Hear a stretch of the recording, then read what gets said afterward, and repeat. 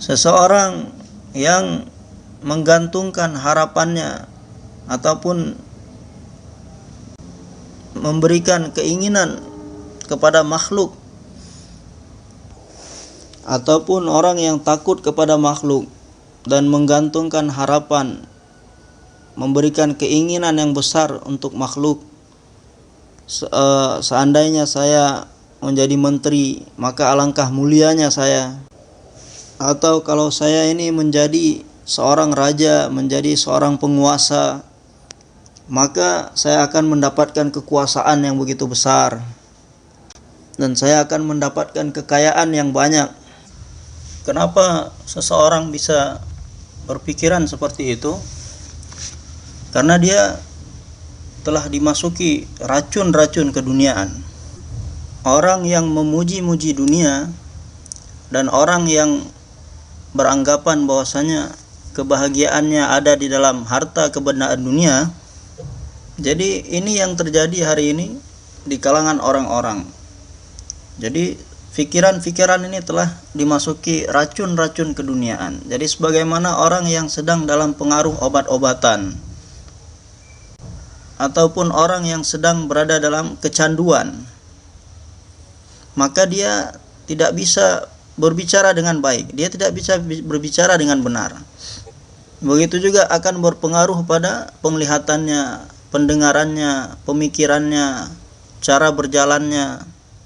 Semuanya akan menjadi berubah, dan kadang-kadang semuanya akan menjadi tidak berfungsi. Maka seperti itu juga yang telah disabdakan oleh baginda Nabi Muhammad SAW mengenai ahli-ahli dunia. Beliau bersabda kepada orang-orang beriman, "Innakum ala bayyinatin min rabbikum ma lam tadhhar fikum sakratan, sakratul jihad wa sakratu hubbil 'aish wa antum ta'muruna bil ma'ruf wa tanhauna 'anil munkar wa tujahiduna fi sabilillah wa idza dhahara fikum hubbud dunya fala ta'muruna bil ma'ruf wa la tanhauna 'anil munkar wa la tujahiduna fi sabilillah wal qailuna yawma idzin bil kitabi was sunnah kas-sabiqinal awwalin minal muhajirin wal ansar." Beliau sallallahu alaihi wasallam bersabda, selama kamu masih menjaga diri dari dua hal yang menyebabkan seseorang ini menjadi mabuk, maka kamu akan senantiasa berada di atas jalan kebenaran, dan akal pikiranmu pun akan terjaga, dan kepahamanmu pun akan menjadi benar, dan amalmu pun akan tetap benar, dan akhlakmu pun akan terus benar, dan muamalahmu pun akan terus benar, dan kamu pun akan mengenal siapa Tuhanmu, dan kamu akan mengenal siapa nabimu, kamu akan mengetahui risalah nabimu, kamu akan yakin dengan kudratullah, kamu akan yakin percaya dengan sunnatullah, dan kamu akan beriman kepada semua perintah-perintah Allah, dan kamu akan senantiasa mengikuti nabimu, dan kamu akan senantiasa berjalan dengan cara yang dicontohkan oleh nabimu selama kamu melindungi, menjaga dirimu dari dua hal yang memabukkan. Hal yang pertama yang memabukkan itu adalah kejahilan. Supaya kamu jangan menjadi jahil, jangan jahil dari sunnatullah, tidak mengetahui apa itu sunnatullah. Allah Subhanahu wa ta'ala telah ceritakan sunnah-sunnahnya di dalam Al-Quran, supaya kita jangan jahil dari kudratullah. Allah Subhanahu wa ta'ala telah ceritakan kudrat-kudratnya di dalam Al-Quran. Bagaimana kami telah menyelamatkan Nuh alaihissalam beserta orang-orang beriman bersamanya di atas kapal. Ini kudrat Allah Subhanahu wa ta'ala yang diceritakan dalam Al-Quran. Kami telah turunkan air dari langit, dan kami telah keluarkan air dari bumi. Bagaimana kami telah menghancurkan orang-orang batil, dan bagaimana kami telah menyelamatkan orang-orang yang beriman. Bagaimana kami telah memberikan keselamatan kepada Hud alaihissalam dan pengikut-pengikutnya yang beriman, dan bagaimana kami telah menyelamatkan mereka dan menghancurkan sebagian lainnya lagi yang tidak beriman yang mana mereka senantiasa membanggakan kekuatan mereka, sehingga mereka mengatakan, man asyaddu minna quwwah, adakah orang yang lebih kuat daripada kami. Kami telah hancurkan kaum tersebut hanya melalui perantara angin saja. Wa amma 'adum fa uhliku birihin sarsarin 'atiyah sakhkharaha 'alaihim sab'a layalin wa thamaniyata ayyamin husuma fataral qauma fiha sar'a ka'annahum a'jazu nakhlin khawiyah fahal tara lahum min baqiyah. Lihat bagaimana kudrat Allah di dalam Al-Quran, lihat bagaimana sunnatullah di dalam Al-Quran, bagaimana kami telah menghancurkan kaum tersebut dengan perantara angin yang bertiup selama 7 hari 7 malam, angin yang bertiup selama 7 malam dan 8 hari, sehingga menerbangkan jasad-jasad mereka, menghantamkan jasad-jasad mereka ke rumah-rumah mereka, tempat-tempat tinggal mereka, dinding-dinding mereka, sehingga tubuh mereka yang tinggi besar bergelimpangan di atas tanah sebagaimana pohon-pohon kurma yang tumbang di atas tanah. Allah Subhanahu wa taala berikan permisalan dengan pohon-pohon kurma untuk memberikan permisalan, untuk memberitahukan ukuran tubuh mereka.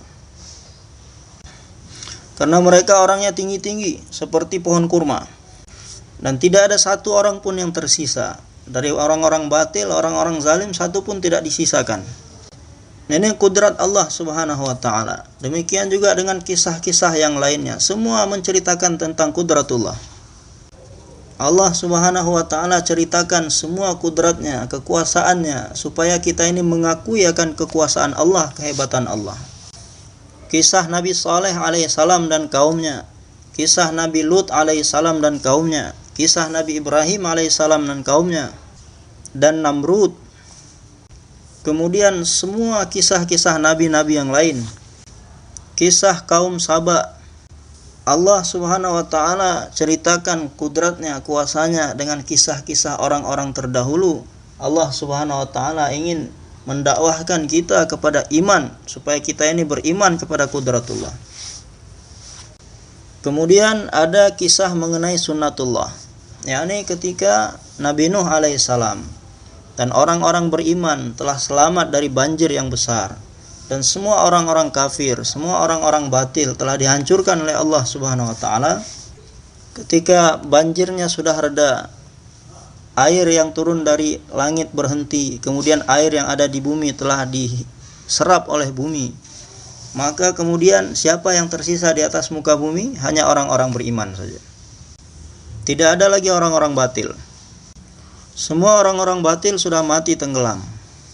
Maka tinggallah orang-orang yang beriman, melaksanakan sholat di muka bumi, kemudian menunaikan zakat, berzikir kepada Allah Subhanahu wa taala, semuanya mengamalkan agama.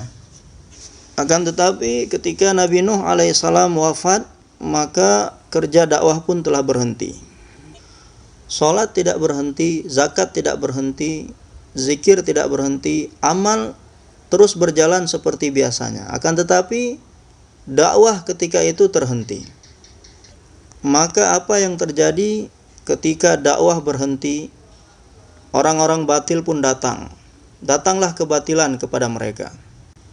Syaitan membawa kebatilan kepada mereka, sehingga dia telah merusak amal-amal mereka dan menjadikan yang tadinya orang-orang taat dan beriman tadi menjadi penyembah-penyembah berhala. Ini sunnatullah yang Allah Subhanahu wa taala ceritakan. Demikian juga kaum Nabi Hud alaihissalam, ketika beliau dan orang-orang yang beriman telah diselamatkan dari azab, sehingga tidak tersisa lagi orang-orang batil di atas dunia, yang tersisa hanyalah orang-orang beriman yang mengamalkan agama. Semua yang tersisa mereka orang-orang yang mengerjakan sholat, mendirikan zakat, orang-orang yang berpuasa. Akan tetapi ketika Nabi Hud alaihissalam wafat, maka tidak ada amalan yang berhenti. Semua amalan berjalan seperti biasa, kecuali hanya dakwah saja yang terhenti. Maka apa yang terjadi? Syaitan pun membawa kebatilan kepada mereka, sehingga merubah yang tadinya orang-orang yang berada di atas kebenaran, orang-orang hak, menjadi orang-orang batil, menjadi penyembah-penyembah berhala. Demikian juga kisah Nabi Saleh alaihi salam. Ini semua kisah-kisah coba kita dengarkan, kita renungkan. Allah Subhanahu wa taala ingin memberitahukan kepada kita sunnatullah, sunnahnya kepada kita semua. Dengan mendengarkan kisah-kisah ini, dengan membaca kisah-kisah ini. Kisah Nabi Saleh alaihi salam, kisah Nabi Lut alaihi salam, kisah Nabi Syuaib alaihi salam, kisah Nabi Ibrahim alaihi salam, kisah Nabi Ishaq alaihissalam, kisah Nabi Daud alaihissalam, kisah Nabi Sulaiman alaihissalam, kisah Nabi Musa alaihissalam, dan kisahnya Nabi Isa alaihissalam. Kita lihat, kita baca, kita renungkan dari kisah-kisah mereka. Apa sunnatullah di dalamnya? Ketika dakwah dijalankan, maka hak akan lebih tinggi daripada kebatilan. Yang hak akan mengalahkan kebatilan. Dan hak ini akan menghilangkan kebatilan. Dan ketika dakwah ini hilang, dakwah terhenti, maka yang akan naik adalah kebatilan. Dan kebatilan akan mengalahkan perkara yang hak, akan menghilangkan perkara yang hak. Nah, inilah sunnatullah. Jadi di cerita yang pertama tadi menceritakan qudratullah, yang kedua ini adalah sunnatullah.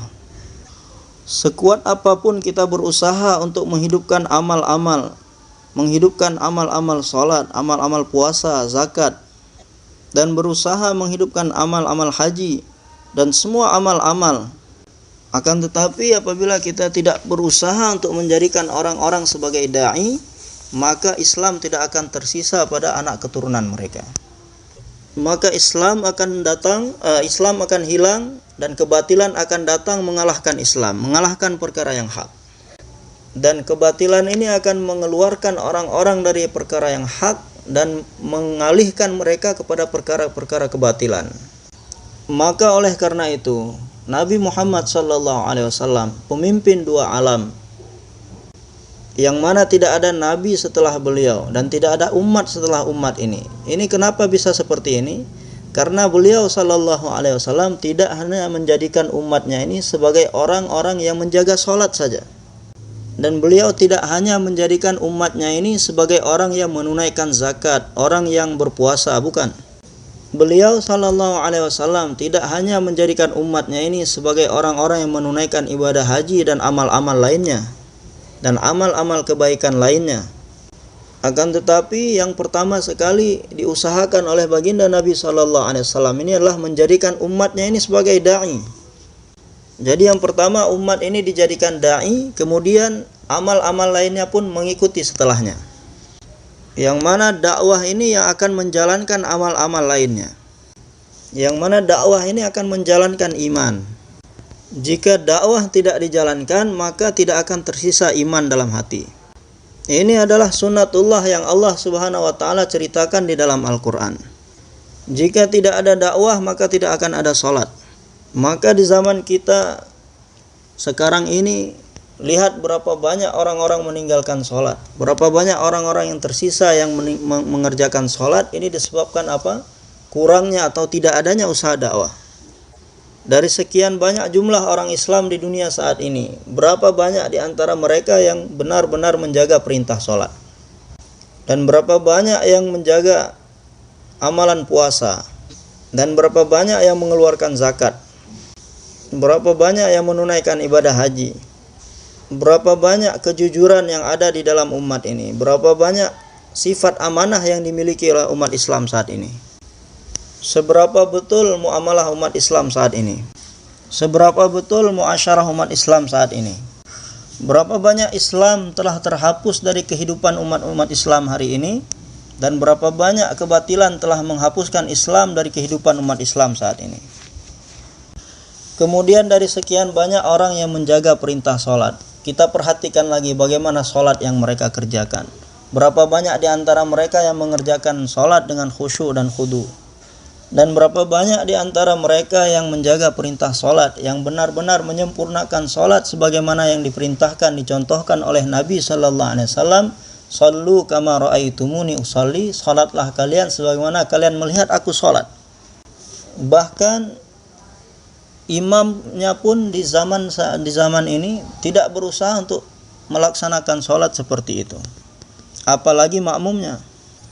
Bahkan tidak ada niat sedikit pun ingin menyempurnakan sholat sebagaimana yang dicontohkan oleh Nabi SAW, kecuali hanya sedikit saja, segelintir. Yakni imam pun tidak pernah berpikir untuk melatih sholatnya sebagaimana sholat yang dicontohkan oleh Nabi SAW. Bagaimana supaya saya melatih sholat saya, bagaimana saya melatih untuk mengimami sebagaimana yang dicontohkan oleh Nabi SAW. Ini pikiran seperti ini di antara ratusan ribu orang, di antara jutaan ribu orang, hanya segelintir beberapa orang saja yang diberikan taufik untuk berpikiran seperti ini. Jadi kondisi keadaan Islam di dalam kehidupan umat Islam semakin hari semakin melemah, semakin hari semakin berkurang. Akan tetapi orang-orang Islam sendiri merasa tenang dengan apa yang mereka usahakan, dengan amal apa yang mereka kerjakan saat ini.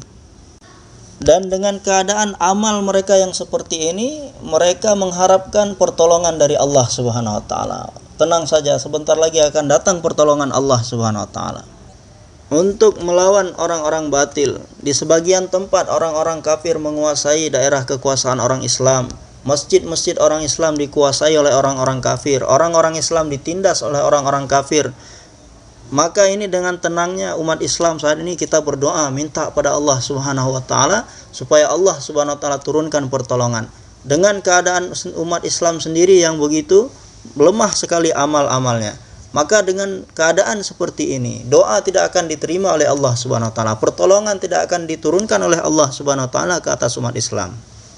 Selagi umat Islam tidak berusaha untuk menghidupkan dakwah, selagi umat Islam tidak berusaha mendatangkan ruh pada amalnya, selagi usaha dakwah tidak dihidupkan, selagi orang-orang Islam tidak berusaha untuk mewujudkan cahaya iman di dalam hati mereka, selagi usaha dakwah tidak dijalankan, selagi orang-orang tidak berusaha untuk menjadikan dirinya, orang-orang lain dan seluruh manusia di seluruh dunia sebagai da'i, mengeluarkan orang-orang dari rumah-rumah mereka untuk berjuang di jalan Allah Subhanahu wa taala, maka tidak akan terwujud hakikat dalam amal-amal yang dikerjakan. Bahkan yang terjadi adalah pemikiran, cara berpikir mereka akan berubah, cara kepahaman mereka akan berubah. Orang yang keluar berjuang di jalan Allah Subhanahu wa taala 1 tahun, maka orang-orang pun akan menghakimi, orang-orang pun akan menyalahkan mereka. Kamu pergi meninggalkan anak istri selama 1 tahun ini, siapa yang membolehkan? Kenapa kamu meninggalkan tanggung jawab kamu untuk menjaga anak istri kamu, untuk menafkahi, memberikan makan minum kepada mereka? Jadi yang dipentingkan adalah yang sebaliknya. Bukan yang dilihat itu bagaimana anaknya, istrinya bisa menjadi orang yang menjaga sholat, menjaga perintah-perintah Allah Subhanahu wa taala, menjadi orang yang mengamalkan agama. Tapi yang dipentingkan dari itu semua adalah bagaimana makan minumnya, pakaiannya. Kamu telah tinggalkan tanggung jawab kamu kepada anak istri kamu, tinggalkan mereka keluar di jalan Allah Subhanahu wa taala. Hari ini kekuatan yang ada di seluruh dunia ini tidak takut kepada amal-amal Islam lainnya, tidak takut kepada sholat. Kalau mengenai hal sholat, orang-orang Nasrani pun akan menawarkan orang Islam, kalau kamu mau sholat, sholat di rumah saya. Terjadi hari ini orang Islam sholat di gereja-gereja ada, sholat di rumah orang Nasrani ada. Orang-orang Yahudi pun akan mengatakan bahwasanya kalau kamu mau sholat perlu tempat, di tempat saya ada sholat, di rumah saya ada tempat untuk sholat. Orang-orang Hindu pun akan menawarkan kepada kita, kalau kamu mau sholat tidak ada tempat, di toko saya ada tempat untuk sholat, datang sana sholat di sana. Bahkan di zaman Nabi SAW pernah ada seorang kafir menawarkan kepada Sayyidina Abu Bakar radhiyallahu anhu, kalau kamu mau sholat, sholatlah di rumah saya. Jadi kami tidak takut dengan sholat kalian orang Islam. Semua orang-orang kafir yang ada di atas dunia ini akan mengatakan hal yang sama. Kami tidak akan takut kepada sholat kalian.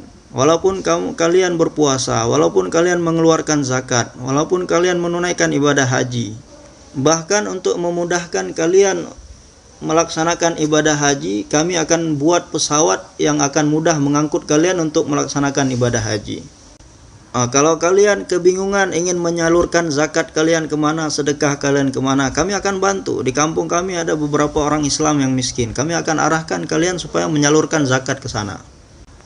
Kalau kalian sedang berpuasa, maka kami siapkan makanan-makanan yang baik, makanan-makanan yang halal untuk kalian berbuka. Kami tidak memusuhi amal manapun yang kalian kerjakan. Akan tetapi hadirin yang mulia, dakwah menyeru manusia kepada Allah Subhanahu wa taala. Inilah yang ditakutkan oleh orang-orang kafir. Inilah yang ditakutkan oleh orang-orang batil, yang mana dengan dakwah yang dihidupkan oleh orang-orang Islam nanti akan merubah kebatilan kita menjadi perkara yang hak. Itu saja yang mereka takutkan. Ketika kita menjalankan kebatilan dan ketika undang-undang berjalan sesuai dengan kebatilan dan kita ingin mendatangkan kebatilan-kebatilan ke atas pemerintahan ataupun kekuasaan, maka dakwah yang dibuat oleh orang Islam ini akan membenturkan kebatilan kita dengan perkara yang hak. Dan apabila hak dan batil ini saling dibenturkan, maka perkara hak ini, perkara batil ini akan hancur sebagaimana Fir'aun telah hancur. Dan kebatilan yang kita usahakan selama ini akan pecah, akan hancur sebagaimana telah hancurnya kerajaan Kisra dan Kaisar. Maka hal yang paling ditakutkan adalah dakwah. Jadi mereka tidak takut pada salah satu apapun amal-amal yang ada dalam Islam, yang mereka takutkan hanya dengan dakwah. Bahkan mereka akan mengatakan, walaupun mereka orang-orang Islam ini menjaga sholat, mengeluarkan zakat, berpuasa, mereka tidak bisa menyelamatkan diri dari genggaman kita dengan amal-amal tersebut. Mereka tidak akan mampu menolak undang-undang, peraturan-peraturan yang kita buat. Dan mereka tidak akan bisa keluar dari undang-undang. Mereka tidak akan bisa terlepas dari rencana-rencana kita. Allah tidak bersama mereka. Yang bisa menyelamatkan mereka, mengeluarkan mereka dari jaring-jaring kita. Kebersamaan Allah tidak ada dengan mereka. Yang bisa menyelamatkan mereka dari jaring-jaring perangkap-perangkap kita. Akan tetapi apabila umat Islam ini sudah menjadi da'i, yang mana dakwah ini Allah sendiri juga berdakwah. Kemudian ketika umat Islam berdakwah mengajak manusia kepada Allah, ketika dakwah ini dihidupkan, orang-orang menjadikan dirinya dan orang lain sebagai da'i-da'i, maka ketika itulah orang-orang batil, orang-orang kafir akan takut kepada umat Islam. Hanya dengan dakwah saja yang akan menjadikan orang-orang batil ini gemetar dan akan menjadikan mereka takut. Maka ada orang yang datang ke satu negeri, satu negara, untuk apa? Untuk buat dakwah di sana, untuk buat menjadikan orang-orang di sana sebagai dai, maka akan disulitkan perjalanannya, akan disulitkan visanya, akan disulitkan mendapat izinnya. Tapi kalau sebaliknya, orang yang mau masuk ke satu negara, untuk apa? Untuk bisnis. Untuk apa? Untuk keperluan bertemu dengan saudara-saudara yang ada di negara itu, untuk melihat-lihat keadaan negara tersebut, untuk memuji-muji keindahan negara tersebut. Maka apa yang didapatkan? Kemudahan-kemudahan, perjalanan yang dimudahkan, visanya dimudahkan, segalanya dimudahkan. Berapapun yang mau datang, 50 orang, semuanya anak muda mau datang, kami akan terima, kami akan mudahkan. Nah, akan tetapi jika kalian datang ke sini untuk membawa perkara dakwah, untuk membawa kehidupan sunnah Nabi sallallahu alaihi wasallam, kami tidak akan biarkan. Nah, kalau untuk berkeliling, melihat-lihat, ataupun buat bisnis, ataupun untuk bertemu dengan teman-teman, silahkan. Maka hadirin yang dirahmati Allah Subhanahu wa taala, Nabi sallallahu alaihi wasallam telah sabdakan, selama kalian tidak dimasuki oleh dua perkara yang memabukkan, maka kalian akan terus mengajak manusia kepada kebaikan. Kalian akan terus mencegah manusia dari kemungkaran. Yang pertama adalah kejahilan. Hari ini keadaan kita adalah tidak mengerti, tidak paham, tidak tahu akan kudratullah, tidak tahu akan sunnatullah, tidak tahu akan surganya Allah, tidak tahu akan nerakanya, tidak tahu akan pada hari kiamat nanti akan ada perhitungan amal-amal. Tidak tahu akan kehidupan di alam kubur. Yang diketahui hanyalah kesenangan, yang diketahui hanyalah kenyamanan di dunia, kesenangan di dunia, dan kesusahan di dunia. Itu saja. Jadi tahu, mengerti, paham akan kehidupan zahir yang ada di dunia ini, tetapi jahil akan kehidupan akhirat. Maka apabila racun kejahilan ini telah merasuki diri seseorang, maka dia akan berbicara dengan kejahilan. Maka yang akan dia pahami adalah dengan harta, dengan kebendaan, akan menyelesaikan permasalahan. Nah, dia akan lupa bahwasanya yang menyelesaikan masalah itu adalah Allah Subhanahu wa taala, bukan harta, bukan kebendaan. Jadi orang-orang yang telah dirasuki oleh kejahilan ini, dia akan mengatakan bahwasanya masalah-masalah yang diselesaikan oleh Allah Subhanahu wa taala itu akan terselesaikan dengan harta kebendaan. Nah, kalau berhasil menjadi menteri, berhasil menjadi raja, penguasa, presiden, maka semua permasalahan akan selesai. Nah, ini dia berkata seperti ini karena dia ini telah dirasuki kejahilan. Dia berbicara dengan kejahilan. Jahil dari sunnatullah, jahil dari kudratullah. Padahal yang sebenarnya adalah jadikanlah dirimu ini orang-orang yang dekat dengan Allah Subhanahu wa taala. Jadikanlah Allah Subhanahu wa taala selalu bersamamu, maka Allah Subhanahu wa taala akan selesaikan segala permasalahanmu. Jika Allah Subhanahu wa taala bersamamu, maka walaupun seluruh kekuasaan, seluruh kerajaan yang ada di atas dunia ini menentang kamu, pasti masalahmu akan selesai. Rasulullah sallallahu alaihi wasallam dahulu, beliau bersama Allah Subhanahu wa taala. Allah Subhanahu wa taala bersama Nabi sallallahu alaihi wasallam. Walaupun pada zaman itu seluruh kekuasaan, seluruh kerajaan yang ada di atas dunia ini menentang beliau, maka seluruh kerajaan dan kekuasaan yang ada di dunia telah hilang, hancur, sedangkan beliau masih tetap.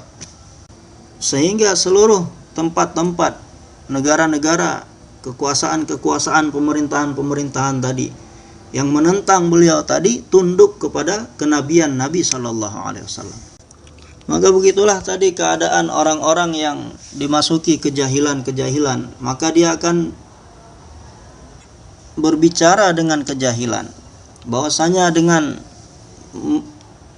tipu menipu dalam mencari penghasilan itu akan mendatangkan manfaat dan keuntungan untuknya. Sementara kalau jujur dalam mencari keuntungan, mencari penghasilan, maka akan merugikan dia, tidak akan mendapatkan untung dalam penghasilannya. Ini karena dia ini berbicara dengan kejahilan. Padahal Nabi sallallahu alaihi wasallam telah bersabda, yang mana sabda beliau ini adalah pasti melebihi apapun yang ada di atas dunia ini. Tidak ada keraguan sedikit pun atas sabda Nabi sallallahu alaihi wasallam. Apa yang beliau sabdakan, as-sidqu yunji wal kadhibu yuhlik. Bahwasanya kejujuran ini akan menolong seseorang, dan kebohongan, tipu, menipu ini akan menghancurkan seseorang suatu saat nanti. Suatu ketika Rasulullah sallallahu alaihi wasallam keluar dari kota Mekah di siang hari menuju suatu tempat yang bernama Harra. Jadi Harra ini adalah satu tempat yang terbuka yang dipenuhi dengan bebatuan. Dan sekarang ini di sana sudah banyak bangunan-bangunan tinggi. Maka di tempat itu Rasulullah sallallahu alaihi wasallam mendengarkan suara. Ketika itu waktu siang hari, beliau mendengar suara, "Ya Rasulullah, ya Rasulullah, ya Rasulullah." Maka beliau pun melihat kiri kanan depan belakang keempat penjuru, tidak ada siapa-siapa pun. Ini suara dari mana datangnya? Kemudian Rasulullah sallallahu alaihi wasallam maju mendekati sumber suara. Kemudian beliau mendengar suara lagi, "Ya Rasulullah, ya Rasulullah, ya Rasulullah." Kemudian beliau pun mencari-cari dari mana sumber suara tersebut. Di sana tidak ada satu orang pun. Sehingga beliau melihat satu pohon. Di bawah pohon tersebut ada seorang pemburu sedang tertidur. Di sampingnya ada seekor rusa yang sudah diburu oleh pemburu ini, diikat di bawah pohon, diikat di sampingnya, dan pemburu tadi tertidur. Ternyata suara yang memanggil-manggil ya Rasulullah tadi adalah berasal dari kijang tersebut, berasal dari rusa yang diburu oleh pemburu itu. Maka Rasulullah SAW pun mendekati rusa tersebut dan bertanya kepadanya, ada apa? Maka rusa itu mengatakan, ya Rasulullah, saya ini telah diburu oleh si pemburu ini. Dia telah menangkap saya dan mengikat saya di sini. Sedangkan di gunung sana anak saya masih kecil-kecil. Dan rusa tadi mengatakan, ya Rasulullah, saya tidak meminta kepadamu untuk melepas saya dan membiarkan saya pergi, karena engkau akan mengatakan bahwasanya kamu ini sudah menjadi hak milik si pemburu ini karena dia telah menangkap kamu. Tapi saya mohon ya Rasulullah, biarkan saya, lepaskan saya untuk sebentar saja. Saya akan pergi menyusui anak-anak saya, kemudian saya akan kembali lagi ke sini, ikat lagi kaki tangan saya dan biarkan saya menjadi miliknya si pemburu ini. Maka Rasulullah SAW, karena beliau ini adalah rahmatan lil alamin, bertanya kepada rusa tersebut, kalau kamu, rusa betina, kalau saya lepaskan kamu, kemudian saya biarkan kamu pergi, ternyata kamu tidak kembali lagi. Kemudian kalau pemilikmu tadi bertanya kepada saya tentang kamu, apa yang akan saya jawab? Maka rusa tadi mengatakan, ya Rasulullah, seandainya saya tidak kembali lagi ke sini, maka saya bersedia diberikan azab oleh Allah Subhanahu wa taala pada hari kiamat sebagaimana azab yang Allah Subhanahu wa taala berikan kepada Usyar. Usyar itu apa? Jadi Usyar itu adalah utusan yang ditentukan oleh satu pemerintah, satu penguasa untuk mengumpulkan zakat orang-orang beriman, zakat orang-orang Islam. Maka itu disebut dengan Usyar. Jadi di zaman Nabi SAW pun ada Usyar, orang-orang yang ditentukan oleh Nabi untuk mengumpulkan zakat-zakat orang-orang Islam. Kemudian di zaman Sayyidina Abu Bakar radhiyallahu anhu, di zaman Sayyidina Umar, Sayyidina Utsman, Sayyidina Ali, 4 orang khalifah ini, di zaman mereka masing-masing pun ada Usyar, seseorang yang ditentukan untuk mengumpulkan harta-harta zakat orang-orang beriman, orang-orang Islam. Dan kenapa Allah Subhanahu wa taala mengazab Usyar ini? Kenapa? Karena ketika dia ini berlaku zalim dalam mengumpulkan harta zakat seseorang, jika dia ini berbuat zalim kepada orang dalam mengumpulkan harta zakat orang, maka Allah Subhanahu wa taala akan mengazabnya. Ataupun apabila Usyar ini dia menerima suap dari seseorang supaya zakat orang tersebut dikurangi, yakni dikurangi dari yang seharusnya dikeluarkan, maka dia pun akan diazab oleh Allah Subhanahu wa taala. Ataupun dia mengambil lebih dari yang semestinya dia ambil dari seseorang, dari zakat seseorang, maka dia pun akan diazab. Nah, ini Allah Subhanahu wa taala akan berikan azab yang begitu keras kepada orang tersebut. Maka ketika Nabi SAW mendengar jawaban ini dari rusa tersebut, beliau pun telah melepaskan ikatan rusa tersebut, membiarkan dia pergi dan bersabda, pergilah. Maka ketika itu rusa itu pun pergi menemui anak-anaknya di atas gunung sana, menyusui anak-anaknya, kemudian dia kembali lagi ke tempat semula. Maka ketika dia sudah kembali, Rasulullah SAW ketika itu sedang mengikat lagi tali ikatan rusa tersebut. Maka ketika itu pemilik rusa itu, si pemburu tadi pun terbangun. Yang mana pemburu itu adalah seorang sahabat. Maka ketika melihat Rasulullah SAW dengan rusanya, maka dia mengira bahwasanya Rasulullah menyukai rusa tersebut. Maka dia pun berkata, ya Rasulullah, jika engkau senang rusa ini, suka rusa ini, saya akan hadiahkan untukmu ya Rasulullah.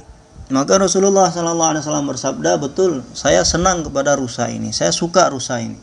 Maka dia mengatakan, ya Rasulullah, saya telah hadiahkan untukmu. Maka rusa itu pun telah menjadi milik Nabi SAW. Maka Rasulullah SAW berkata kepada rusa tersebut dan melepaskan ikatannya, pergilah, kembalilah kepada anak-anakmu, kemudian susui anak-anakmu, besarkan anak-anakmu, bahwasanya kejujuranmu telah menolong engkau telah menolongmu. Engkau telah selamat disebabkan kejujuranmu, kata Nabi SAW. Hadirin yang dirahmati Allah Subhanahu wa taala, maka pada zaman ini orang-orang Islam tidak yakin bahwasanya kejujuran itu bisa menyelamatkan dan kebohongan, dusta itu bisa mencelakakan. Bahkan sebaliknya, yang mereka yakini adalah dengan berdusta akan menyelamatkan mereka. Dan kalau kita jujur, berkata jujur, maka kita akan celaka. Kalau kita berkata jujur, maka kita akan terjebak. Kalau kita berbohong, maka kita akan selamat. Kalau saya berbohong, maka saya akan dapatkan keuntungan yang banyak. Tapi kalau saya jujur, maka keuntungan saya yang saya dapatkan sedikit. Yakni keimanan terhadap sabda Nabi sallallahu alaihi wasallam pun sudah tidak ada lagi pada umat ini. Maka hari ini keyakinan sudah berubah. Yakin bahwasanya apabila kita mengikuti cara orang lain selain cara Nabi sallallahu alaihi wasallam, maka kita akan mendapatkan kemuliaan, kita akan mendapatkan istana, rumah-rumah yang megah, kita akan dapatkan wanita-wanita, kita akan dapatkan harta, anak-anak. Maka kita akan dengan mudah bisa membesarkan anak-anak. Akan tetapi kalau kita pilih cara hidup Nabi sallallahu alaihi wasallam, maka kita akan tinggal di gubuk yang kecil. Maka kita tidak akan mendapatkan kemuliaan di mata orang-orang. Kita tidak akan mendapatkan kenyamanan sedikit pun. Beginilah keadaan iman kita saat ini. Beginilah keadaan iman orang-orang Islam saat ini. Maka sholat yang kita kerjakan tidak ada ruhnya di sana. Puasa yang kita kerjakan tidak ada ruhnya di sana. Apabila yakin ini telah berubah, apabila iman telah rusak, apabila hati telah rusak, maka setiap amal yang keluar dari hati yang rusak ini, maka dari mana akan datang ruh dalam amal tersebut? Kemudian apalagi yang kita kerjakan orang umat Islam saat ini, yakni telah meletakkan keduniaan di atas dan agama diletakkan di bawah. Kalau kita letakkan keduniaan di atas, agama di bawah, maka kita akan berhasil. Kalau ada waktu luang di sela-sela kita menjaga toko kita, perdagangan kita, maka baru kita akan sholat. Terserah sholatnya mau di rumah ataupun mau di masjid. Dan sholat cepat-cepat, kemudian kembali lagi ke toko. Karena di toko di sana pelanggan sedang menunggu. Karena yakinnya adalah kebahagiaan itu ada di toko, tidak ada di masjid. Dan ini muazin yang menyerukan dari masjid, hayya 'alas shalah, hayya 'alal falah, mari kita menuju sholat, mari menuju kemenangan. Ini tidak ada gunanya ini. Karena di sana tidak ada kebahagiaan. Kebahagiaan itu ada di sini, di toko. Jadi kebahagiaan itu ada di sawah ladang, kebahagiaan itu ada di kantor, kebahagiaan itu ada di pabrik-pabrik. Maka jika kamu ingin dapatkan kebahagiaan yang banyak, maka banyak habiskan waktumu di sini. Banyak habiskan tenaga pikiranmu di sini, di kantor, di perdagangan, di sawah ladang, di tempat-tempat kerja. Dan kerja dengan senang hati di sini, maka kamu akan dapat kebahagiaan. Tapi kalau untuk sholat, maka kerjakan dengan asal-asalan, kerjakan dengan terburu-buru, tergesa-gesa, tidak memperhatikan bagaimana melaksanakan sholat dengan benar. Kenapa? Karena semakin banyak waktu yang kita habiskan untuk sholat, maka akan merugikan ini pekerjaan, perdagangan kita dan lain sebagainya. Jadi sholat ini adalah dianggap sesuatu yang menghalangi pekerjaan. Sedangkan pekerjaan ini tidak dianggap sebagai penghalang sholat. Agama dianggap sebagai penghalang untuk keduniaan. Dan dunia ini tidak dianggap penghalang untuk agama. Beginilah keadaan iman kita umat Islam saat ini. Dan dengan keadaan seperti ini, berharap akan datang pertolongan Allah Subhanahu wa taala. Padahal kebatilan hari ini telah ada pada diri-diri orang Islam. Kebatilan yang tadinya hanya ada pada orang-orang kafir, itu pun sudah ada dalam orang-orang Islam saat ini. Kebatilan berbohong, kebatilan berkhianat, kebatilan berbuat zalim, kebatilan melakukan pekerjaan-pekerjaan yang keji, kebatilan berbuat bakhil, kebatilan memakan riba, dan kebatilan suap menyuap. Semua kebatilan-kebatilan hari ini sudah ada pada diri orang Islam. Maka apabila kebatilan dibenturkan dengan kebatilan, maka yang akan menang adalah kebatilan yang lebih banyak. Mana kebatilannya yang banyak itu akan mengalahkan kebatilan yang sedikit. Maka apabila kebatilan ini saling dibenturkan satu sama lain, maka yang akan menang itu adalah kebatilan yang lebih besar. Yang mana kebatilan yang ada pada umat Islam hari ini kebatilan yang kecil, yakni akidah umat Islam sekarang telah dimasuki kebatilan. Kemudian akhlak umat Islam hari ini telah dimasuki kebatilan. Adat kebiasaan umat Islam telah dimasuki kebatilan. Amal-amal orang Islam telah dimasuki kebatilan. Keyakinan umat Islam hari ini telah dimasuki kebatilan. Maka apabila kebatilan ini dibenturkan kepada kebatilan orang lain, yang mana kebatilannya lebih besar dari ini, maka kebatilan yang lebih besar itu akan menghilangkan kebatilan yang kecil ini, mengalahkan kebatilan yang kecil. Dan ini yang akan terjadi nanti ketika fitnah Dajjal. Coba kita baca kisah fitnahnya Dajjal. Nanti di zaman tersebut umat Islam yang imannya lemah, maka semuanya akan mempercayai bahwasanya Dajjal inilah sebagai Tuhan. Karena kebatilan dalam umat Islam ini sedikit, sedangkan yang dimiliki Dajjal ini kebatilannya lebih besar lagi. Maka yang memiliki kebatilan yang besar, yang lebih besar ini akan menang. Yang akan selamat adalah orang-orang yang imannya betul-betul kepada Allah Subhanahu wa taala. Yang imannya murni, tidak ada bercampur dengan apapun. Yang akan selamat adalah orang yang memiliki keimanan yang kuat. Sedangkan orang-orang yang imannya lemah, sedangkan orang-orang yang imannya sedikit, maka dia ini akan kalah menghadapi kebatilan yang besar yang dimiliki oleh Dajjal.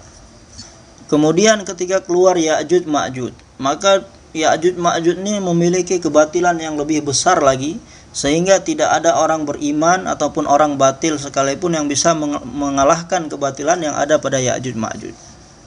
Yang mana Ya'juj Ma'juj ini tidak akan bisa dikalahkan dengan senjata, dengan machine gun, dengan tank, dengan atom bom. Tidak ada satu kekuatan pun di atas dunia ini yang bisa menghancurkan Ya'juj Ma'juj. Allah Subhanahu wa taala tidak menciptakan sesuatu apapun, kekuatan apapun yang ada pada manusia untuk bisa menghancurkan Ya'juj dan Ma'juj.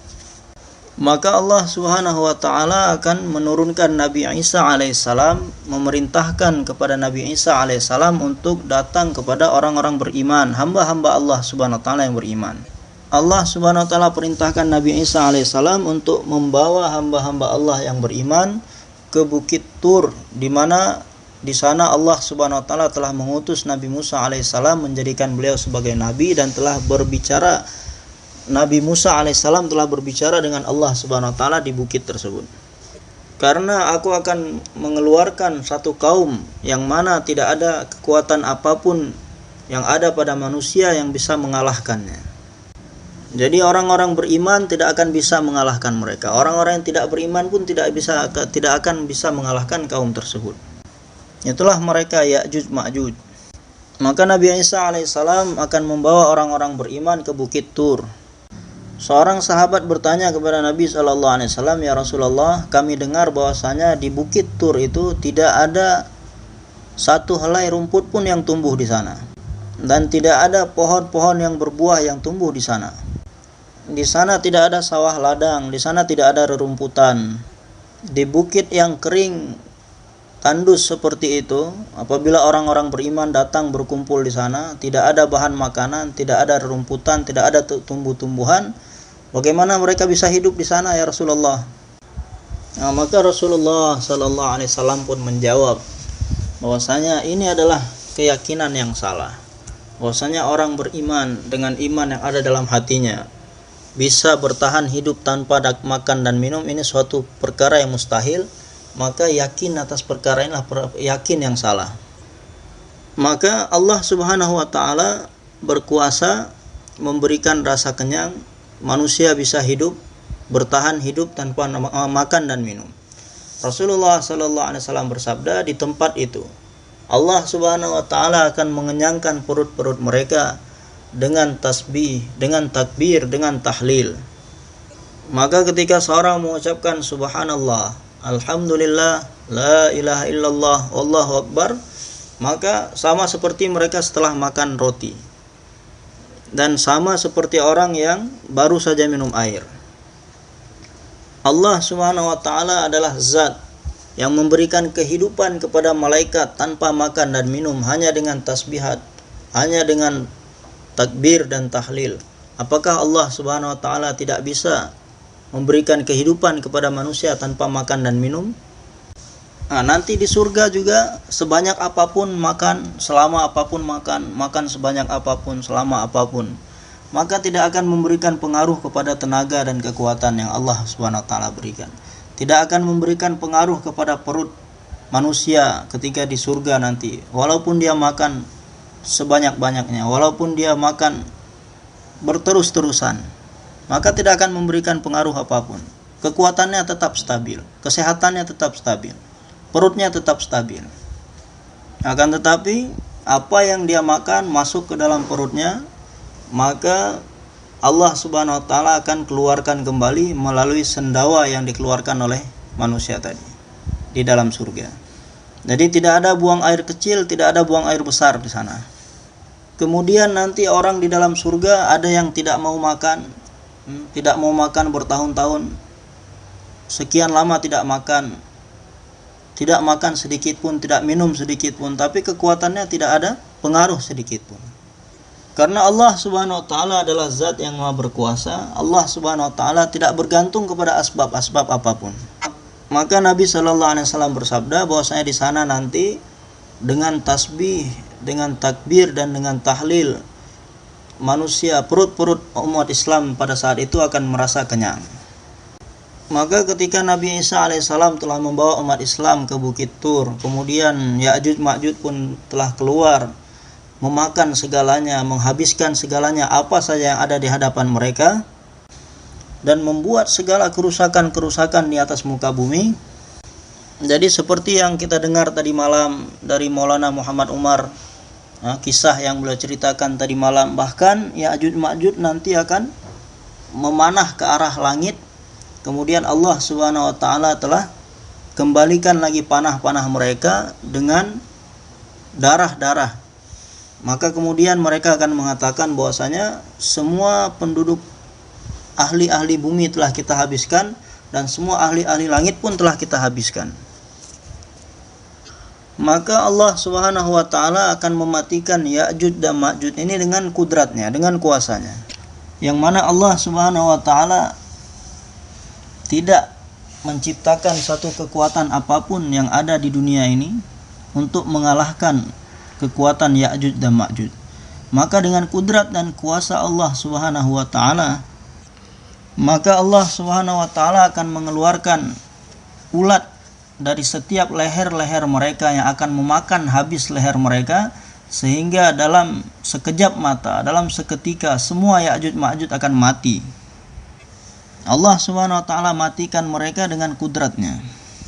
Maka hadirin yang dirahmati Allah Subhanahu wa taala, perkara yang hak ini akan menang, akan mengalahkan perkara yang batil ini hanya dengan dakwah saja. Jadi kebatilan ini tidak bisa dikalahkan dengan amal-amal saja. Bahkan setan akan berusaha mengeluarkan manusia, orang-orang Islam, orang-orang beriman dari amal-amal kebaikan, sehingga bisa melumpuhkan kekuatan-kekuatan amal. Sebagaimana hari ini kekuatan amal kita umat Islam telah dilumpuhkan, sehingga umat Islam sendiri telah meletakkan agama di bawahnya dan telah meletakkan dunia di atasnya. Kita lihat bagaimana keadaan di rumah kita sendiri, di tempat kita bekerja. Bahkan orang-orang yang senantiasa menjaga sholat, orang-orang yang menunaikan zakat, orang-orang yang berpuasa, orang-orang itu sendiri yang meletakkan agama di bawah dan meletakkan dunia di atas. Kapan kita akan mengurus agama kita? Ketika kita sudah selesai, ada waktu luang di sela-sela kesibukan keduniaan kita. Kapan kita akan baca Al-Quran apabila ada tersisa waktu-waktu dari kesibukan-kesibukan kita. Kapan kita akan berzikir mengingat Allah Subhanahu wa taala? Nanti kalau ada waktu sisa-sisa dari kesibukan kita sehari-hari, nanti kita mau berzikir pada Allah. Kalau tidak, maka tidak akan ada waktu untuk membaca Al-Quran, untuk berzikir kepada Allah. Dari mana? Sehari-hari hanya sibuk mengurusi keduniaan. Begitu juga keadaan sholat. Bagaimana orang-orang mengerjakan sholat? Bisa dikerjakan di mana saja. Jadi tidak mementingkan sholat di masjid. Kemudian walaupun satu sholat ditinggalkan, nanti bisa kita kerjakan, kita qada di waktu yang lain. Nanti kalau ada sisa-sisa harta yang kita gunakan untuk pernikahan anak-anak, keperluan anak istri, baru nanti kalau ada sisa-sisa dari sana kita kumpulkan untuk apa? Untuk berangkat menunaikan haji. Maka orang-orang yang mengamalkan agama sekalipun masih mementingkan keduniaan daripada agama. Dari dalam setiap segi, dari setiap segi kehidupan. Jadi selalu yang diutamakan adalah keduniaan, dan akhirat ini, agama ini dikebawahkan, dibelakangkan. Oleh karena itu tidak ada kekuatan pada agama yang dimiliki oleh umat Islam saat ini. Maka agama pun akan berkata, kalau misalkan saya tidak memiliki kekuatan, bagaimana saya akan menolong kalian umat Islam? Maka dikisahkan di dalam kitab-kitab kisah seseorang yang senang minum khamar, kemudian senang berbuat keburukan. Dan dia ini memiliki seorang anak perempuan, yang mana dia ini sangat cinta kepada anak perempuannya, sangat sayang kepada anak perempuannya. Maka satu-satunya anak perempuan yang dia miliki sebelum balik, umur 8-10 tahun, sudah meninggal. Maka disebabkan kesedihan karena kematian anak perempuannya itu, maka dia menangis semalaman. Maka dalam keadaan kesedihan dan kerisauan karena ditinggal mati oleh anak perempuannya tadi, maka satu ketika dia melihat dalam mimpinya, jadi saya sedang berjalan di satu tempat yang mana di belakang saya ada ular yang begitu besar menuju ke arah saya, mengejar-ngejar saya, dan ular tersebut berusaha ingin memakan saya. Maka di jalan saya menjumpai seorang orang tua yang sudah lemah, begitu tua sekali. Maka saya pun minta pertolongan dari orang tua tersebut. Maka orang tua itu mengatakan, saya begitu lemah dan begitu tua sekali. Bagaimana saya tidak memiliki kekuatan. Saya tidak memiliki kemampuan untuk melawan ular itu. Maka oleh karena itu, pergilah kamu ke bukit kecil sana. Mungkin di sana ada amanah yang diamanahkan untuk kamu dan bisa menyelamatkan kamu dari musibah ini. Maka dia pun pergi terus sampai mendaki kepada bukit tersebut, dan ular itu terus mengejarnya dari belakang. Maka ketika sampai di bukit tersebut, didapatilah banyak rumah-rumah kecil, dan keluarlah dari rumah-rumah tersebut beberapa anak-anak kecil yang belum balik. Ada anak laki-laki, ada anak perempuan. Maka anak-anak kecil tadi pun saling mengatakan bahwasanya, apakah ada amanah untuk orang ini, bahwasanya dia sedang dikejar-kejar oleh ular yang begitu besar yang akan memakan orang ini. Maka mendengar keributan suara anak-anak kecil tadi, maka sampai terdengar oleh anak perempuannya yang meninggal sebelum balik tadi, sehingga anak perempuannya tadi keluar dari rumahnya. Dan ketika anak perempuannya tadi keluar dan melihat bapaknya sedang dikejar-kejar oleh ular yang akan memakan bapaknya, maka ketika melihat keadaan bapaknya seperti ini, dia pun mendekati bapaknya, kemudian memeluk bapaknya dan mengusir ular tadi dengan tangan kirinya, sehingga ular tadi pergi, kemudian hilang. Maka ketika itu bapaknya masih dalam keadaan ketakutan, nafasnya masih belum teratur karena begitu takutnya dikejar oleh ular tadi, sehingga ketika semua keadaan sudah mereda, dia pun bertanya kepada anak perempuannya tadi, wahai anakku, itu apa sebenarnya ular yang mengejar saya? Maka anak itu menjawab bahwasanya ular itu adalah keburukan-keburukan, amal-amal buruk yang senantiasa kamu kerjakan dahulu, dosa-dosa yang kamu kerjakan dahulu, itulah dia ular tersebut. Kemudian dia bertanya lagi kepada anak perempuannya, di jalan tadi saya jumpa satu orang tua. Saya minta tolong sama dia tapi dia tidak mau nolong saya. Siapakah dia? Maka anak perempuannya itu pun menjawab bahwasanya orang tua itu adalah amal kebaikanmu. Jadi amal kebaikan yang kamu kerjakan di atas dunia ini begitu lemah sekali sehingga tidak bisa melawan amal keburukan yang kamu kerjakan. Jadi amal kebaikanmu begitu lemah sedangkan amal keburukanmu kuat sekali. Bagaimana dia bisa melawan kekuatan amal keburukan? Begitu juga apabila dalam diri seseorang amalnya lemah, amal kebaikannya lemah, maka dia tidak akan sanggup untuk menghadapi malaikat, menghadapi ular dan kalajengking nanti di alam kubur. Maka ketika terbangun dari mimpinya di pagi hari, melihat mimpi yang seperti ini, maka langsung di pagi hari tersebut dia langsung bertaubat dengan sebenar-benarnya kepada Allah Subhanahu wa taala dengan taubatan nasuha, sehingga dia telah meninggalkan semua amal-amal keburukannya, menjadi manusia dan orang beriman yang sebenar-benarnya. Maka hadirin yang dirahmati Allah Subhanahu wa taala, keadaan kita umat Islam saat ini adalah semua amal yang kita kerjakan, sholat, puasa, zakat, zikir, tilawat, kemudian dakwah yang kita kerjakan sekalipun, kita masih meletakkan perkara-perkara tersebut di bawah dan meletakkan dunia di atasnya. Bahkan orang-orang tablik sendiri hari ini pun meletakkan tablik ini di bawah. Nah, kapan kita keluar 4 bulan? Nanti setelah ada waktu luang. Setelah setahun penuh kita mengusahakan keduniaan, ada waktu luang kita baru kita akan luangkan untuk keluar di jalan Allah Subhanahu wa taala. Jadi kita masih bisa mengakhirkan keluar, mengakhirkan agama, mengakhirkan amal daripada keduniaan.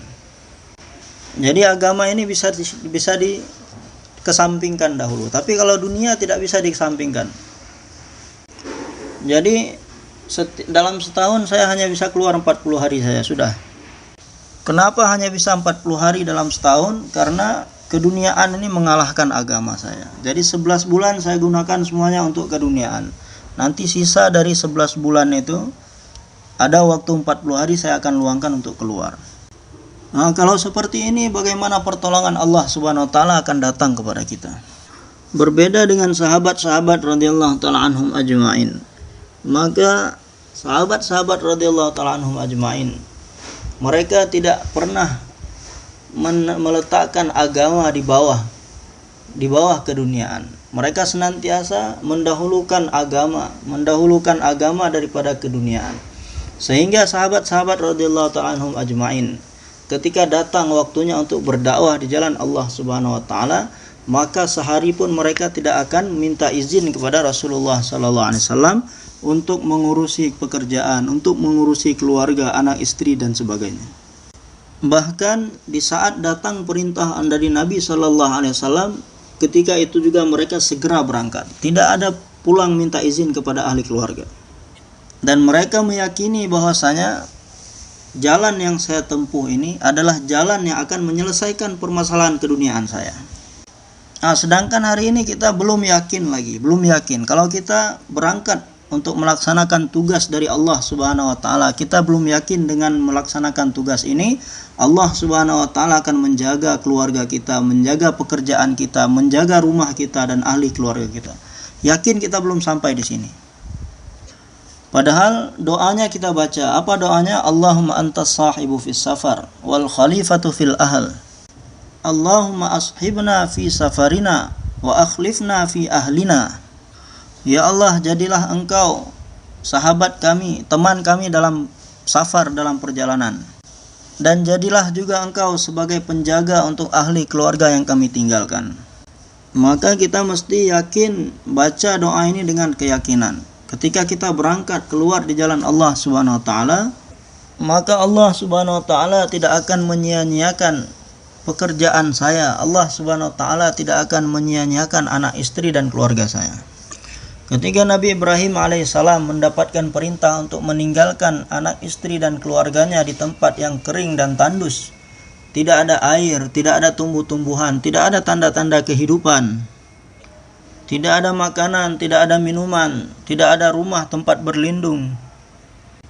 Allah perintahkan untuk meninggalkan mereka, meninggalkan keluarga, anak istri di tempat tersebut. Maka Nabi Ibrahim alaihissalam tidak pernah protes kepada Allah Subhanahu wa taala, ya Allah, saya tinggalkan anak istri saya di tempat seperti itu, mereka mau makan apa? Kenapa? Karena dalam diri Nabi Ibrahim alaihissalam ketika itu ada iman yang sempurna, yakin yang sempurna kepada Allah. Jadi zat yang telah memerintahkan saya akan perkara ini pasti dan pasti dia akan memelihara, menjaga keluarga saya. Maka hari ini kita pun mau berusaha untuk membetulkan, meluruskan iman kita, keyakinan kita dengan keluar di jalan Allah Subhanahu wa taala. Dengan kita ini bangkit, bangun untuk menjaga agama Allah Subhanahu wa taala, pasti Allah Subhanahu wa taala akan menjaga kita. Ihfadillaha tajidhu tujahaka. Jika kita bangun berdiri menolong agama Allah Subhanahu wa taala, mendakwahkan agama Allah Subhanahu wa taala, menyebarkan agama Allah Subhanahu wa taala, maka Allah Subhanahu wa taala akan jaga kita, akan pelihara kita. Allah Subhanahu wa taala, kita akan dapatkan Allah Subhanahu wa taala di hadapan kita. Kemudian idza sa'alta fas'alillah wa idza ista'anta fasta'in billah. Apabila memerlukan sesuatu maka meminta hanya kepada Allah Subhanahu wa taala. Kamu akan temukan apa yang kamu inginkan dari Allah Subhanahu wa taala. Jika kamu minta pertolongan hanya kepada Allah Subhanahu wa taala, kamu akan menemukan Allah Subhanahu wa taala sebagai pemberi pertolongan kepadamu. Maka dengan apa yang kita miliki sekarang, apa yang dimiliki umat Islam sekarang ini tidak akan mendatangkan pertolongan Allah Subhanahu wa taala. Pertolongan Allah Subhanahu wa taala akan datang ketika kita ini berusaha untuk menjaga agamanya Allah. Kemudian setelah itu diajarkan kita mengenai perkara iman. Wa'lam annal ummata law ijtama'at ala ay yanfa'uka bi syai'in lam yanfa'uka bi syai'in illa qad katabahu Allahu lak. Dan ketahuilah bahwasanya jika seluruh umat, seluruh manusia, seluruh kerajaan, kekuasaan, seluruh kekayaan, kekuatan yang ada di atas dunia ini berkumpul untuk memberikan manfaat kepada kamu, maka kamu tidak akan mendapatkan manfaat sedikit pun. Karena manfaat ini tidak ada di tangan makhluk, manfaat ini hanya ada di tangan Allah Subhanahu wa taala. Maka apa yang akan kamu dapatkan adalah apa yang telah Allah Subhanahu wa taala tetapkan untukmu. Kemudian apabila seluruh dunia berkumpul, seluruh kekuatan, kekuasaan, kehebatan dunia ini berkumpul untuk memberikan mudarat kepadamu, maka sedikit pun kamu tidak akan mendapatkan kemudaratan. Karena kemudaratan itu tidak datang dari makhluk, datang hanya semata-mata dari Allah Subhanahu wa taala. Apa yang kamu dapatkan adalah apa yang telah Allah Subhanahu wa taala tetapkan, tuliskan untukmu. Rufi'atil aqlam wa jaffatis suhuf. Jadi pena, kalam ini telah diangkat dan lembaran-lembaran kertas telah kering. Apa yang sudah ditetapkan oleh Allah Subhanahu wa taala itu yang akan kita dapatkan. Baik itu manfaat ataupun mudarat, kita tidak akan dapatkan apa yang dikehendaki oleh makhluk, tapi yang kita dapatkan adalah apa yang telah ditulis oleh Allah Subhanahu wa taala untuk kita.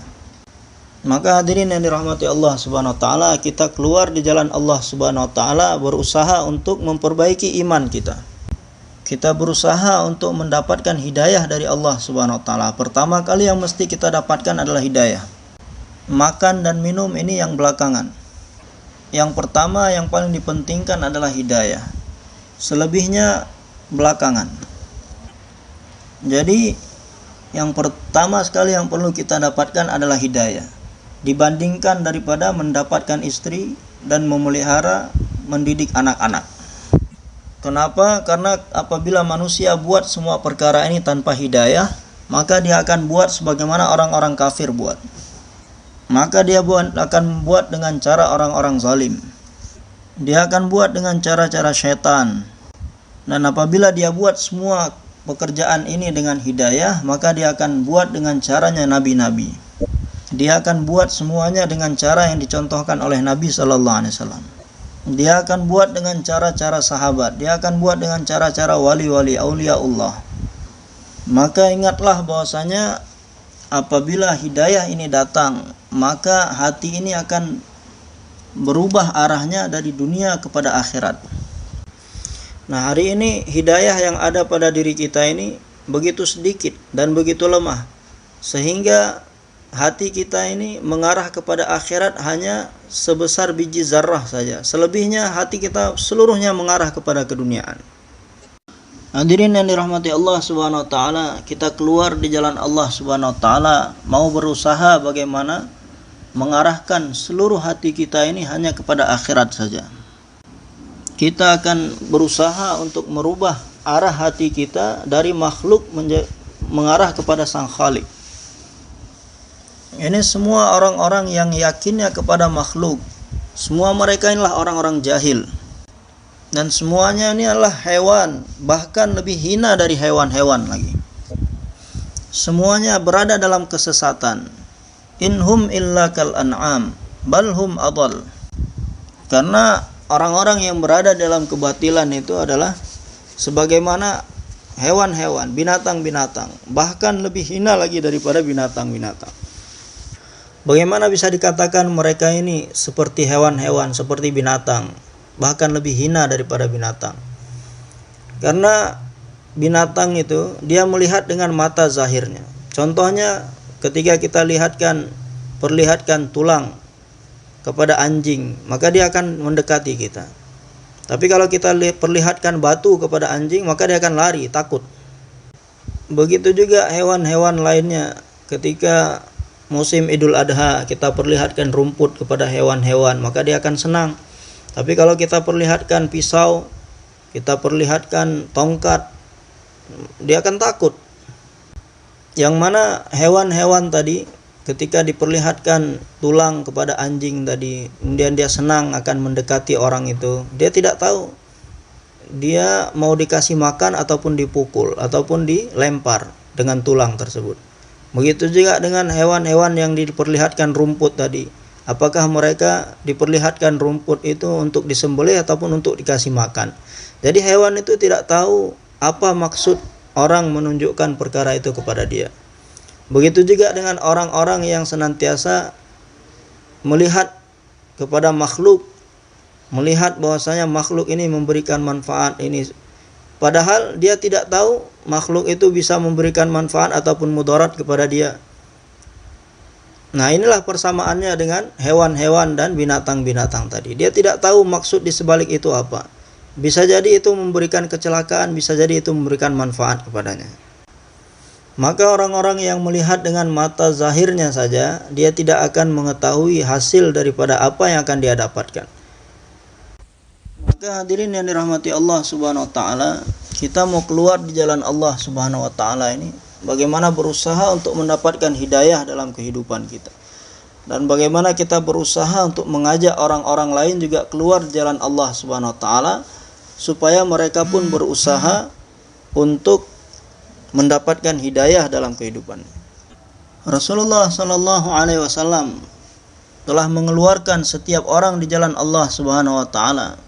Tidak tersisa satupun, baik itu orang kaya ataupun orang miskin. Baik dia punya rumah ataupun tidak punya rumah. Semuanya telah dikeluarkan oleh Rasulullah sallallahu alaihi wasallam di jalan Allah. Baik dia yang punya keluarga besar, yang punya saudara banyak, ataupun yang keluarga kecil, ataupun yang tidak punya keluarga sedikit satupun, semuanya telah dikeluarkan oleh Rasulullah SAW di jalan Allah.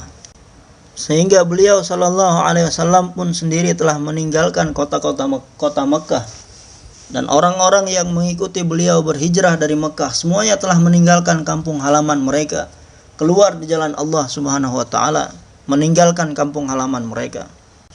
Semuanya dijadikan dai oleh Nabi sallallahu alaihi wasallam. Rasulullah sallallahu alaihi wasallam telah berusaha untuk menjadikan orang-orang sebagai dai, yang mana disebabkan amal-amal mereka Allah Subhanahu wa taala turunkan pertolongannya. Sehingga telah turun pertolongan Allah Subhanahu wa taala ke atas mereka, sebagaimana pertolongan yang Allah Subhanahu wa taala turunkan kepada nabi-nabi. Rasulullah sallallahu alaihi wasallam telah membentuk keimanan dan keyakinan, tawakal di dalam diri-diri mereka ketika dalam peperangan Badar. Dan beliau sallallahu alaihi wasallam telah membentuk keyakinan dan tawakal sahabat-sahabat radhiyallahu taala anhum ajmain di peperangan Khandaq, di peperangan Uhud, di peperangan Khaybar, di peperangan Hunain, di peperangan Tabuk.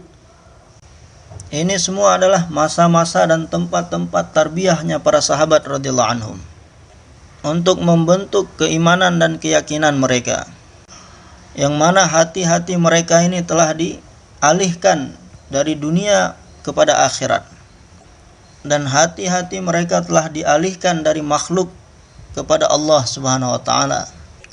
Maka begitu juga hari ini dengan dakwah ini, maka kita berusaha untuk mengeluarkan keduniaan dari dalam hati kita, mengeluarkan keyakinan terhadap dunia dalam hati kita, dan mengeluarkan keyakinan terhadap harta dan kebendaan dari dalam diri kita, dan memasukkan keyakinan kepada amal-amal Nabi ke dalam hati kita. yakni apabila saya memilih cara hidup yang dicontohkan oleh baginda Nabi sallallahu alaihi wasallam, Allah Subhanahu wa taala akan memberikan jalan terbaik bagi saya untuk menyelesaikan permasalahan-permasalahan dalam kehidupan saya. Harta tidak akan bisa menyelesaikan permasalahan saya. Orang yang memiliki harta tidak akan bisa menyelesaikan permasalahan saya. Jadi kekuasaan dan kerajaan tidak akan bisa menyelesaikan permasalahan saya.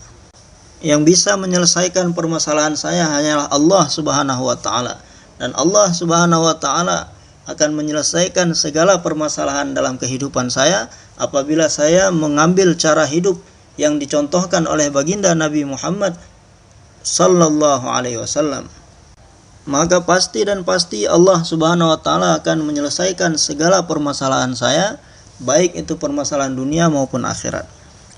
Maka akan tetapi untuk menjadikan cara hidup Nabi sallallahu alaihi wasallam sebagai cara hidup kita, maka diperlukan pengorbanan dan perjuangan. Kenapa? Karena cara hidup, jalan hidup yang dicontohkan oleh Nabi sallallahu alaihi wasallam ini jalan hidup yang paling berharga sekali. Maka untuk mendapatkannya pun dibutuhkan pengorbanan dan perjuangan. Seperti orang yang ingin mendapatkan mutiara dari dasar laut, maka butuh banyak pengorbanan untuk mengeluarkan mutiara dari dasar laut. Jadi untuk menyelam di dalam kedalaman laut ini bukan suatu hal yang mudah untuk dikerjakan. Maka berapa banyak pengorbanan dan perjuangan yang dibutuhkan oleh seseorang yang ingin mengeluarkan mutiara dari dasar laut.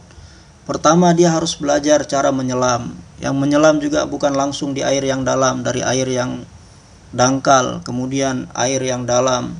Kemudian dia mesti belajar mencari di mana tempat-tempat yang bisa ada mutiaranya di situ, bagaimana cara mengeluarkannya. Ini pengorbanan dan perjuangan yang mesti dibuat seseorang hanya ingin mengeluarkan mutiara dari dasar laut. Maka dengan latihan yang bertahap-tahap, memerlukan waktu yang banyak, memerlukan tenaga, pikiran, bagaimana supaya bisa seseorang ini mempelajari cara menyelam yang benar, mempelajari cara untuk mengeluarkan mutiara yang benar dari dasar laut. Apalagi hadirin dan dirahmati Allah Subhanahu wa taala, seseorang yang ingin mendapatkan mutiara di dalam surga, apakah Allah Subhanahu wa taala akan berikan begitu saja untuk seseorang? Tidak, ini harganya, nilainya jauh lebih tinggi lagi daripada mutiara yang ada di dasar laut, mutiara yang ada di atas dunia ini. Bahkan seluruh kekayaan dan kemegahan di dunia ini tidak akan bisa menandingi kekayaan dan kemegahan yang ada di dalam surga.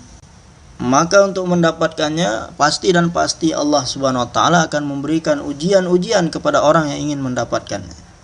Hadirin yang dirahmati Allah Subhanahu wa taala, kemudian surga yang dibuat terpisah oleh Allah Subhanahu wa taala yang dikhususkan bagi orang-orang yang syahid di jalan Allah Subhanahu wa taala.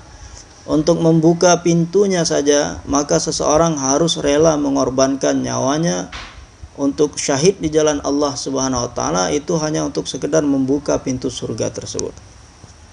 Maka hadirin yang dirahmati Allah Subhanahu wa taala, hari ini kita disuruh keluar di jalan Allah Subhanahu wa taala. Ini untuk apa? Untuk kita ini latihan, melatih diri sendiri. Untuk bagaimana kita ini bisa mendapatkan kebahagiaan dan kenikmatan yang tidak akan ada habis-habisnya nanti di surga. Melatih diri kita bertahap-tahap dan sedikit demi sedikit, seperti orang yang melatih dirinya tadi untuk menyelam ke dasar laut, mengeluarkan mutiara dari dasar laut. Kadang kita diminta untuk waktu kita selama 1 tahun, kadang diminta waktu kita 4 bulan, kadang diminta waktu kita 40 hari. Ini semata-mata hanya untuk latihan, melatih diri kita. Akan tetapi hadirin yang dirahmati Allah Subhanahu wa taala, ketika seseorang mencapai derajat iman sebagaimana sahabat radhiyallahu taala anhum ajmain, dia memutuskan akan memberikan waktunya sebagaimana sahabat-sahabat telah mengorbankan waktunya untuk agama ini, yang mana sahabat-sahabat radhiyallahu taala anhum telah mempersembahkan seluruh dirinya untuk usaha dakwah ini, sehingga mereka mengatakan bahwasanya hidup saya adalah untuk dakwah. Saya akan hidup sesuai dengan apa yang dikehendaki oleh dakwah. Dan saya hidup untuk menjadi da'inya Allah. Bukan hanya sekedar menjadi orang yang mengerjakan sholat, bukan hanya sekedar menjadi orang yang menunaikan zakat, bukan hanya sekedar menjadi orang yang menunaikan ibadah haji, bukan hanya sekedar orang yang menjadi hafiz Al-Quran, bukan hanya sekedar menjadi orang alim, tetapi saya akan menjadi seorang da'i. Saya akan melaksanakan sholat dengan dakwah. Saya akan berpuasa sambil terus berdakwah. Saya akan menunaikan zakat dengan terus berdakwah. Saya akan menunaikan ibadah haji dengan terus berdakwah. Saya akan membaca Al-Quran, menghafal Al-Quran dengan terus berdakwah. Saya akan berzikir dan menuntut ilmu dengan terus berdakwah. Sebagaimana yang dibuat oleh sahabat-sahabat radhiyallahu ta'ala anhum. Karena setiap pekerjaan apa saja yang dikerjakan oleh sahabat radhiyallahu ta'ala anhum ajmain, baik itu kerja keduniaan ataupun pekerjaan akhirat, pekerjaan agama, baik itu salat, puasa, zakat, tilawat, zikir, dan dakwah, semua mereka kerjakan dengan berdakwah. Sedangkan kita sekarang hari ini ingin meninggalkan dakwah. Jadi cukup hanya dengan beramal saja, sedangkan dakwah ini tidak perlu. Maka apabila kita kerjakan amal-amal ini dengan terus berdakwah, maka disebabkan dakwah yang kita kerjakan akan mendatangkan keyakinan terhadap amal yang kita kerjakan.